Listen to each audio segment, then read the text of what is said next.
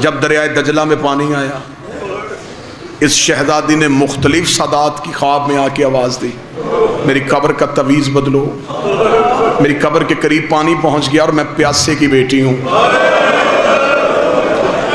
پانی میری قبر کے قریب نہ آئے۔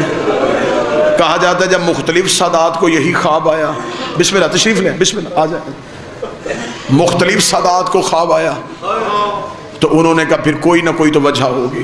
سیدزادیاں چنی گئیں، تہجد گزار، نماز شب کی باقاعدگی کرنے والی، انہیں تعویذ قبر سکینہ کو کھولا گیا، اتارا گیا۔ کتابیں کہتے ہیں کل 5 سیدزادیاں تھیں، 4 موقع پہ مری، ایک روتی ہوئی حرم سے باہر آئی۔ سید عالم دین نے ہاتھ جوڑ کے کہا مجھے پتا ہوا کیا ہے، رو کے کہتی مجھے رستہ دو، آج بھی چہرے پہ تماچوں کے نشان، آج بھی کانوں سے خون جاری ہے، آج بھی قبر میں ہاتھوں میں رسیاں پہن کے لیٹی۔